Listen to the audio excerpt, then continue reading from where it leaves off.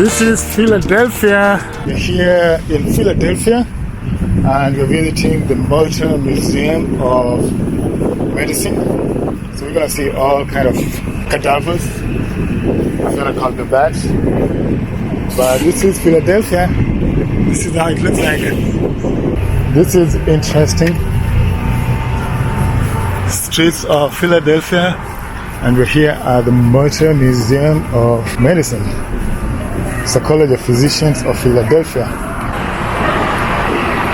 Founded in 1782. That's the street. And I'm here at the Mütter Museum here in Philadelphia. Is not for the weak of heart. A gangrenous hand, diseased eyeballs, enlarged colons. We have parts of Einstein's brain. Here, it's all things medical. This is the place to come to explore what it means to be human. And given that this is the stuff on display, just imagine what's in the bowels. So these were created to show physicians stages in the progress of smallpox. We have dermatologists come here to look at them, diseased organs. Remember, until fairly recently, there was no way to conduct any imaging of the body. You couldn't see in. Section of this head. This is one of Dr. Mutter's original specimens showing the damage that diabetes can cause. So this specimen's over 150 years old.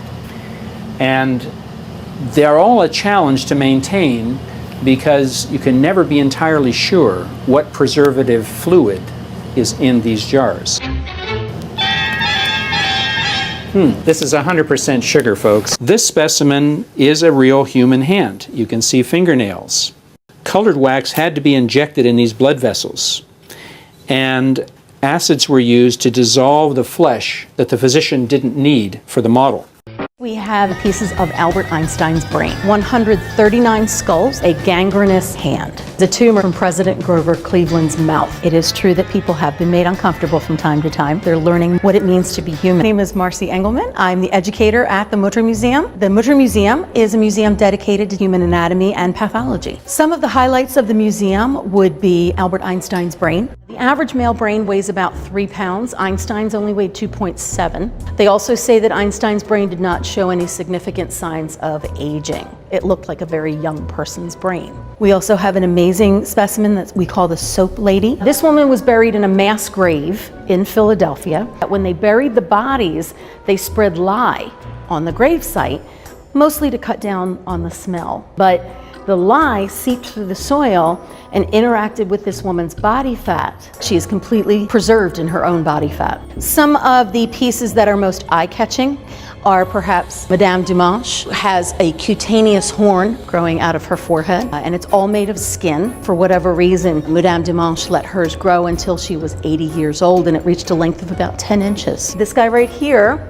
is a wax model of a gentleman who has gangrene. Over here is a squamous cell carcinoma. This right here is a liver from a woman who wore a corset, and the constricture of the corset caused some damage to her liver. It does serve as a warning to women that this is not a healthy habit. These are plaster casts that were made of the famous Siamese Twins, Chang and Ang Bunker. These gentlemen were born in 1811 in a country that was then known as Siam. When they were in their teenage years, they were discovered by a Scottish sailor. He basically purchased them off their parents and then traveled the world with them and would show them off to people. That's where the name Siamese Twins came from. We have had people pass out in this particular region. I think a lot of people are sensitive about their eyes. Makes them queasy, makes them uncomfortable. They're not even real. They are all wax. Harry Eastlack is a gentleman who lived in the Philadelphia area who was born with a condition known as FOP. The muscles turn into bone with Harry.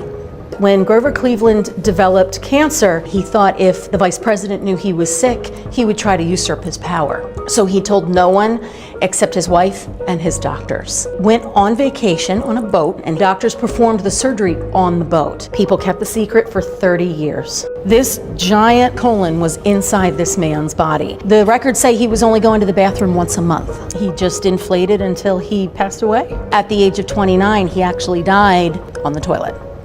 That's how it looks like. I just look at some of the nicest collection that they have here. I just came to the Mütter Museum of College of Physicians, and that's the Mütter Museum there. That's where I came from. It was fun checking out this museum.